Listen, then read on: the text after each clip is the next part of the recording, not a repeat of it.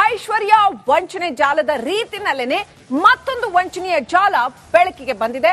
Carlton ದುರಂತದ ಹೆಸರು ಹೇಳಿಕೊಂಡು ಮಾಡಿರ್ತಕ್ಕಂಥ ಬಹುಕೋಟಿ ವಂಚನೆಯ ಪ್ರಕರಣ ಇದು. ಐಶ್ವರ್ಯ ಶ್ವೇತಾ ಏನು ವಂಚನೆ ಮಾಡಿದ್ರು ಆ ಮಾದರಿಯಲ್ಲೇ ಮತ್ತೊಂದು ಮಹಾ ಮೋಸ ನಡೆದಿರ್ತಕ್ಕಂಥದ್ದು ಬೆಳಕಿಗೆ ಬಂದಿದೆ. ಉದ್ಯಮಿಯೊಬ್ಬರಿಗೆ 5,75,00,000 ವಂಚಿಸಿದ್ದಾರೆ ರೇಖಾ ಅನ್ನುವಂತ ಮಹಿಳೆ. ಇಡಿ ಐಟಿ ಸಿಸಿಬಿ ಹೆಸರಲ್ಲಿ ಉದ್ಯಮಿಗೆ ರೇಖಾ ವಂಚನೆ ಮಾಡಿರ್ತಕ್ಕಂಥದ್ದು. ನಯವಂಚಕಿ ರೇಖಾರನ್ನ ಬೆಂಗಳೂರು ಪೊಲೀಸರು ಬಂಧಿಸಿದ್ದಾರೆ. ರೇಖಾ ಪತಿಯನ್ನು ಕೂಡ ಸಿಸಿಬಿ ಪೊಲೀಸರು ಅರೆಸ್ಟ್ ಮಾಡಿದ್ದಾರೆ. ಮತ್ತೊಂದು ಬಹುಕೋಟಿ ವಂಚನೆಯ ಜಾಲ ಬೆಂಗಳೂರಿನಲ್ಲಿ ಪತ್ತೆಯಾಗಿದೆ. ಐಶ್ವರ್ಯ ಕೇಸ್ ನೋಡಿದ್ವಿ, ಶ್ವೇತಾ ವಂಚನೆ ಪ್ರಕರಣ ನೋಡಿದ್ವಿ, ಈಗ ಮತ್ತೊಂದು ವಂಚನೆ ಪ್ರಕರಣ ರೇಖಾ ಅನ್ನುವಂಥ ಮಹಿಳೆಯಿಂದ. ವಂಚಕಿ ರೇಖಾಳನ್ನ ಪೊಲೀಸರು ಅರೆಸ್ಟ್ ಮಾಡಿದ್ದಾರೆ. ಅದೇ ರೀತಿ ಆಕೆ ಪತಿ ಮಂಜುನಾಥ್ನನ್ನು ಕೂಡ ಪೊಲೀಸರು ಅರೆಸ್ಟ್ ಮಾಡಿದ್ದಾರೆ. ಲೋನ್ ನೆಪದಲ್ಲಿ ವಂಚನೆ ಮಾಡ್ತಾ ಇದ್ರು, ಬ್ಲಾಕ್ ಮೇಲ್ ಮಾಡಿ ಆ ನಂತರ ಅನೇಕರಿಗೆ ಸುಲಿಗೆ ಮಾಡಿದ್ದಾರೆ ಅನ್ನುವಂಥ ಮಾಹಿತಿ ಇದೆ. ಠಾಣೆಗಳಲ್ಲಿ ರೇಖಾ ವಿರುದ್ಧ ವಂಚನೆಯ ಕೇಸ್ ದಾಖಲಾಗಿದೆ. ರಾಜಕಾರಣಿಗಳ ಹೆಸರಿನಲ್ಲೂ ಕೂಡ ರೇಖಾ ವಂಚನೆ ಮಾಡಿದ್ದಾರೆ ಅಂತ ಹೇಳಲಾಗ್ತಾ ಇದೆ. ಇನ್ನಷ್ಟು ಅಪ್ಡೇಟ್ ಪಡ್ಕೊಳ್ಳೋಣ. ಪ್ರತಿನಿಧಿ ಧ್ರುವ ಕನೆಕ್ಟ್ ಆಗಿದ್ದಾರೆ. ಧ್ರುವ, ಮತ್ತೊಂದು ವಂಚನೆಯ ಕೇಸ್ ಇದು ಕೂಡ ಬಹುಕೋಟಿ ವಂಚನೆ ಕೇಸ್. ಧ್ರುವ, ನನ್ಗಿರೋ ಪ್ರಶ್ನೆ ಏನ್ ಗೊತ್ತಾ, ಇಷ್ಟಿಷ್ಟು ಕೋಟಿ ರೂಪಾಯಿಗಳನ್ನ ಇವರೆಲ್ಲ ವಂಚಿಸ್ತಾರಲ್ಲ, ಅದರಲ್ಲೂ ದೊಡ್ಡ ದೊಡ್ಡ ಬಿಸ್ನೆಸ್ ಮನ್ಗಳಿಗೆ, ರಾಜಕಾರಣಿಗಳಿಗೆ, ಚೆನ್ನಾಗಿ ತಿಳುವಳಿಕೆ ಇರೋರಿಗೆ, ಅಕ್ಷರಸ್ಥರಿಗೆ ಇವ್ರು ಈ ತರ ವಂಚನೆ ಮಾಡ್ತಾರಲ್ಲ, ಅದ್ ಹೆಂಗ್ ಸಿಕ್ಕಾಕೊಂಡ್ ಬೀಳ್ತಾರೆ ಜನ ಅಂತ. ಈ ಕೇಸಲ್ಲಿ ಏನ್ ನಡೆದಿದೆ ಧ್ರುವ? ಶ್ರೀಲಕ್ಷ್ಮಿ, ನಿಜವಾಗ್ಲೂ ಕೂಡ ಈ ವಂಚನೆ ಕೇಸ್ ಏನಿದೆ ಇದು ದಿನೇ ದಿನೇ ಜಾಸ್ತಿ ಆಗ್ತಾ ಇರುವಂತಹ ಇದು ಗಮನಿಸ್ತಾ ಹೋಗ್ಬೋದು ನಾವು. ಐಶ್ವರ್ಯ ಆಯ್ತು, ಅದಾದ್ಮೇಲೆ ಶ್ವೇತಾ ಗೌಡ ಆಯ್ತು, ಇದೇ ತರ ಕೋಟ್ಯಾಂತರ ರೂಪಾಯಿ ವಂಚನೆಯನ್ನ ಮಾಡ್ತಾರೆ. ಹೊಸ ನಾಟಕವನ್ನ ಮಾಡ್ತಾರೆ. ಅವ್ರು ಗೊತ್ತು ಇವ್ರು ಗೊತ್ತು ಅಂತಾರೆ. ಈಕೆಯ ವಿಚಾರದಲ್ಲೂ ಕೂಡ ರೇಖಾ ಈಕೆ ಇದ್ದಾಳೆ ನೋಡಿ. ಈಕೆಯ ವಿಚಾರದಲ್ಲೂ ಕೂಡ ಈಗ ನಾವು ನೋಡ್ತಾ ಹೋಗೋದಾದ್ರೆ ಈ 2023ರಲ್ಲಿ ಕರ್ಟನ್ ಟವರ್ ಏನಿದೆ ಅದಕ್ಕೆ ಬೆಂಕಿ ದುರಂತ ಆಗಿರುತ್ತೆ. ಆ ಸಂದರ್ಭದಲ್ಲಿ ಅದೇ ಒಂದು ವಿಚಾರವನ್ನ ಇಟ್ಕೊಂಡು ಉದ್ಯಮಿಯೊಬ್ಬರನ್ನ ಪರಿಚಯ ಮಾಡ್ಕೊಳ್ತಾರೆ. ನಾನು ಆ ಕರ್ಟನ್ ಟವರ್ ದುರಂತ ಆಗಿದೆ ನೋಡಿ, ಅದಕ್ಕೆ ಪ್ರತ್ಯಕ್ಷ ಸಾಕ್ಷಿ ನಾನೇ. ಆದ್ರೆ ಆ ಸಾಕ್ಷಿ ಹೇಳದಂತೆ ಇದರದ ಟವರ್ ಮಾಲೀಕರು 25 ಕೋಟಿ ರೂಪಾಯಿ ಕೊಡ್ತಾರೆ. ಆದ್ರೆ ನನ್ನ ಕೋಟಿಯಲ್ಲಿ ಈಗ ನನ್ನ ಖಾತೆಗೆಲ್ಲ 6 ಕೋಟಿ ಹಣ ಇರುತ್ತೆ. ಆ ಹಣದ ಬಗ್ಗೆ ಮಾಹಿತಿ ತಿಳಿ ಇಡಿ ಮತ್ತೆ ಐಟಿ ಅನ್ನ ಬಳಸ್ಕೊಂಡು ಉದ್ಯಮಿಗೆ ಹೇಳ್ತಾರೆ. ಸೊ ಹಂಗಾಗಿ ನೀವು ನನಗೆ ಇಷ್ಟು ಹಣವನ್ನ ನೀಡಿ 5 ಕೋಟಿ ರೂಪಾಯಿ ನೀಡಿ ನಾನು ನಿಮಗೆ ವಾಪಸ್ ಕೊಡ್ತೀನಿ, ಇಡಿ ಐಟಿ ಅವ್ರು ನನ್ನ ಅಕೌಂಟ್ ಸೀಸ್ ಮಾಡಿದ್ದಾರೆ ಅಂತ ಹೊಸ ಕತೆ ಹೇಳಿ ಆತನಿಗೆ ವಂಚನೆಯನ್ನ ಮಾಡ್ತಾರೆ. ಅದಾದ ನಂತರ ಏನು ಆ ಹಣವನ್ನ ಆಕೆ ವಾಪಸ್ ನೀಡದಿದ್ದಾಗ ಆತ ಹೋಗಿ ಸಿಸಿಬಿಗೆ ದೂರನ್ನ ನೀಡ್ತಾನೆ. ದೂರನ್ನ ನೀಡಿದಂತ ಸಂದರ್ಭದಲ್ಲಿ ರೇಖಾ ಹಾಗೆ ಆಕೆಯ ಪತಿ ಮಂಜುನಾಥ್ ಆಚಾರಿ ಕೂಡ ಬಂಧನ ಆಗುತ್ತೆ. ಈ ರೇಖಾ ಇದಾಳು ನೋಡಿ, ಇವಳು ಹಿಂದೆ ಮಾಗಡಿ ರೋಡ್ ನಲ್ಲಿ ಕೂಡ ವಂಚನೆ ಕೇಸ್ ದಾಖಲಾಗಿತ್ತು, ಬಸವನಗುಡಿಯಲ್ಲಿ ಬ್ಲಾಕ್ ಮೇಲ್ ಕೇಸ್ ದಾಖಲಾಗಿತ್ತು. ಹಾಗೆ ರಾಜ್ಯಾದ್ಯಂತ ಅನೇಕ ಪೊಲೀಸ್ ಠಾಣೆಯಲ್ಲಿ ಬೇರೆ ಬೇರೆ ಪ್ರಕರಣಗಳು ದಾಖಲಾಗ್ತಾನೆ ಇದಾವೆ ಈ ರೇಖಾ ವಿರುದ್ಧ. ಈ ವಂಚನೆ ಮಾಡೋರು ಇದಾರೆ ನೋಡಿ, ಇವರೆಲ್ಲರೂ ಕೂಡ ಕಾನೂನನ್ನ ಸ್ಪಷ್ಟವಾಗಿ ತಿಳ್ಕೊಂಡಿರುವಂತದ್ದು. ಏನಂತ ಹೇಳಿದ್ರೆ, ಈಗ ನೀವು 1 ರೂಪಾಯಿ ಮೋಸ ಮಾಡಿ ಅಥವಾ 100 ಕೋಟಿ ಮೋಸ ಮಾಡಿ, ಎಲ್ರಿಗೂ ಕೂಡ ಒಂದೇ ತರಹದ ಶಿಕ್ಷೆ ಇದೆ. ಹೀಗಾಗಿ ಈ 420 ಕೇಸ್ ಏನಿದೆ, ಈ ವಂಚನೆ ಕೇಸು ಬೇಗ ಹೊರಗೆ ಬರ್ಬೋದು.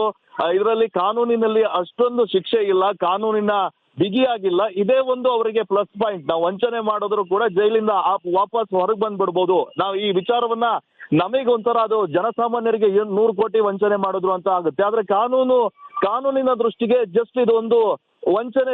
1 ರೂಪಾಯಿ ಮೋಸ ಮಾಡಿದವರು ಅಥವಾ 100 ಕೋಟಿ ಮೋಸ ಮಾಡಿದ್ ಎರಡೂ ಕೂಡ ಒಂದೇ ತಕ್ಕಡಿಯಲ್ಲಿರುವಂತಹ ಕಾರಣಕ್ಕಾಗಿ ಈ ವಂಚನೆ ಮಾಡೋದು ಸುಲಭ ಆಗಿ ಹೋಗಿದೆ ಇವರಿಗೆ. ಹೀಗಾಗಿ ಈ ಬಗ್ಗೆ ಒಂದು ಕಠಿಣ ಕ್ರಮ ಆಗ್ಬೇಕು ಅನ್ನುವಂಥದ್ದು ಈಗ ಎಲ್ಲ ಕಡೆ ಕೇಳಿ ಬರ್ತಾ ಇರುವಂತ ಮಾತು. ಥ್ಯಾಂಕ್ ಯು ಧ್ರುವ, ಡೀಟೇಲ್ಸ್ಗಾಗಿ.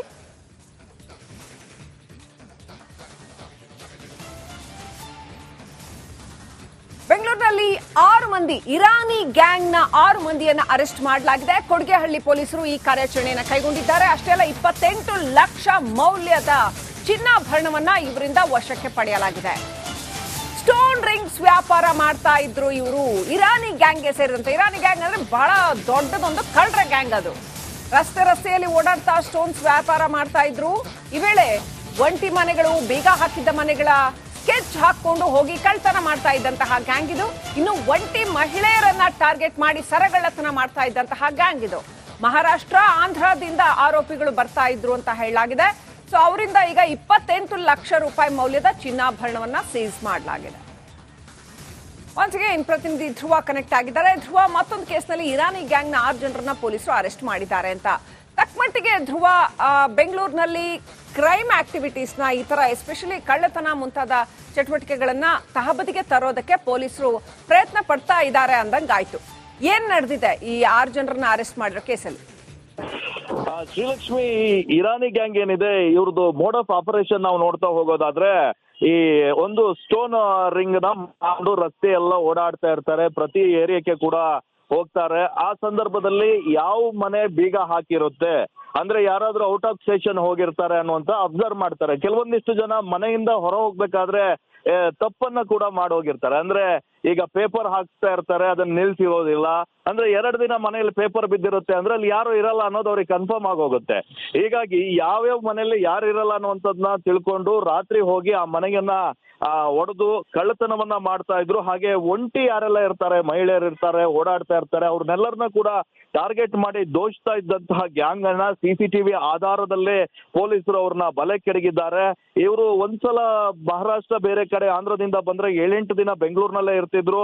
ಆ 1 ವಾರದಲ್ಲಿ 5-6 ಮನೆ ಕಳ್ತನ ಮಾಡಿ ಹೊರಗೆ ಹೋಗ್ಬಿಡ್ತಿದ್ರು. ಅಂದ್ರೆ ಈಗ ಕೇಸ್ ಆಗ್ತಾ ಇದ್ದಾಗ ಇವ್ರು ಎಲ್ಲಿದ್ದಾರೆ ಅಂತಾನೂ ಗೊತ್ತಾಗ್ತಾ ಇರ್ಲಿಲ್ಲ. ಹೀಗಾಗಿ ಕೋಡಿಗೆಹಳ್ಳಿ ಪೊಲೀಸರು ಈ ಒಂದು ವಿಚಾರದಲ್ಲಿ ಸಾಕಷ್ಟು ಶ್ರಮವನ್ನ ವಹಿಸಿ CCTV ದೃಶ್ಯಾವಳಿಗಳನ್ನ ಆಧರಿಸಿ ಆರೋಪಿಗಳನ್ನ ಟ್ರೇಸ್ ಮಾಡಿ ಈಗ ಸದ್ಯ ಜೈಲಿಗೆ ಕಳಿಸಿದ್ದಾರೆ. ಅವರಿಂದ 28 ಲಕ್ಷ ಮೌಲ್ಯದ 450 ಚಿನ್ನಾಭರಣ ಕೂಡ ವಶಕ್ಕೆ ಪಡ್ಕೊಂಡಿದ್ದಾರೆ. ಹೀಗೆ ಬೇರೆ ಕೇಸ್ ಏನಾದ್ರೂ ಇದೆಯಾ ಅನ್ನುವಂತ ಒಂದು ತನಿಖೆಯನ್ನ ಕೂಡ ನಡೆಸ್ತಾ ಇದ್ದಾರೆ.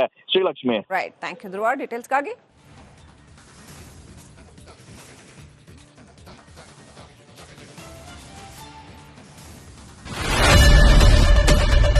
ಏನ್ ಪ್ರಾಬ್ಲಮ್ ಇಲ್ಲ ಏರಿಯಾದಲ್ಲಿ? ಏನ್ ಪ್ರಾಬ್ಲಮ್? ಏನ್ ನಿಮ್ ಪ್ರಾಬ್ಲಮ್? ಇನ್ನೆಲ್ಲ ಪ್ರಾಬ್ಲಮ್ ಐತಿಲ್ಲ ಹೇಳಿ. ಏನ್ರಿ ನಿಮ್ ಪ್ರಾಬ್ಲಮ್? ಏನ್ ನಿಮ್ ಪ್ರಾಬ್ಲಮ್ ಅಂತ ಹೇಳಿ. ಯಾರಪ್ಪ ನಗರಕ್ಕೆ? ಗಾಂಧಿನಗರ, ದಾಸರಹಳ್ಳಿ, ರಾಜರಾಜೇಶ್ವರಿ ನಗರ, ಚಾಮರಾಜಪೇಟೆ, ಹುಬ್ಬಳ್ಳಿ, ಚನ್ನಮರುತ್ತದ, ಮೈಸೂರಿಗೆ ಬಂದಿರೋದು. ಬ್ಯಾಡಗಿ ತಾಲೂಕಿಗೆ ನಾವು ಬಂದಿವ್ರಿ. ಸರ್ ಹೇಳಿ ಸರ್, ಏನ್ ಪ್ರಾಬ್ಲಮ್? ನಿಮ್ MLA ಹೆಂಗೆ? ಏನೆಲ್ಲ ಸಮಸ್ಯೆಗಳು? ಏನ್ ಕಥೆ ಇಲ್ಲಿ ಬಂತ? ಯಾಯಪ್ಪ ಯಾವತ್ತೂ ಬಂದಿಲ್ಲ. 2 months ಇಂದ ನೀರಿಲ್ಲ. ಟ್ಯಾಂಕರ್ ಬರ್ಬೇಕಾದ್ರೆ ರೋಡ್ ಸರಿ ಇಲ್ಲ ಅಂತ ಯಾರ ಹತ್ರ ಹೋಗಿ ಹೇಳೋದಕ್ಕೆ ನಮ್ಗೆ ಯಾರು ಇಲ್ಲ. ಇಲ್ಲಿ ಕಿತ್ತೋದ್ರೆ ಏನು ಅಲ್ಲ ಹಾಳಾಗೋದ್ರು ಇದು ಯಾರು ನೋಡರೇ ಗತಿ ಇಲ್ಲ. ನಾವಿದ್ದೀವಿ ಅಂತಾರೆ. ಇವಾಗ ಯಾರ MLA ಮಗ 1 ದಿವಸನೂ ಬಂದಿಲ್ಲ. ಫುಲ್ ಸ್ಟ್ಯಾಂಡರ್ಡ್ ಲಕ್ಸುರಿಯಸ್ ಬೆಡ್ರೂಮ್ ಐತ್ರಿ ಅದು. Taj west end tradition blue. ನಿಮ್ದು ಮೀಟಿಂಗ್ ಇಲ್ಲಿ ಮಾಡ್ರಿ. ಇಷ್ಟು ವರ್ಷ ಆಯ್ತು, ಇದಕ್ಕೆಲ್ಲ ಯಾರು ಸರ್ ಜವಾಬ್ದಾರಿ? 200 ರೂಪಾಯಿ ಬ್ಯಾಂಕ್ಗೆ ಹೋಗ್ತೀನಿ ಬರ್ತಾ ಇದ್ದೀನಿ. ಬ್ಯಾಂಕ್ಗೆ ಹೋಗ್ತೀರಿ ಬರ್ತೀರಿ 2000 ಮಾತ್ರ ಬರ್ತಾ ಇಲ್ಲ. 2000 ನಂದೇ ಹೊಂಟೈತು. ನಿಲ್ಲು ಮೇಲೆ ಭಾರಿ ಐಟ್ ಅದಲ್ಲ ಮಾರೆ. ಬರಲ್ಲ ಕಣ್ರಿ ಸರ್. ರಾತ್ರಿ 1 ಗಂಟೆವರೆಗೂ ಎಣ್ಣೆ ಅಂಗಡಿ ತೆಗಿಬೇಕಂತ. ಬೆಳಿಗ್ಗೆ 4 ಗಂಟೆವರೆಗೂ ತೆಗಿಬೋದಲ್ಲ. ಮಗನೂ ನೋಡಲ್ಲ, ಯಾರು ನೋಡಲ್ಲ. ನಾನು ಒಬ್ಬಳು ನೋಡ್ಸ್ಕೊಂತೀರಜ್ಜ. ಮೊಮ್ಮಕ್ಕಳಿಗೆ ಅಮ್ಮ ಅಪ್ಪ ಇಲ್ಲ, ಅವರು ನೋಡಿ ಬದುಕ್ತಾ ಇದೀವಿ. ದೇವ್ರು ಬಿಟ್ಟಂಗೆ ಆಗುತ್ತೆ.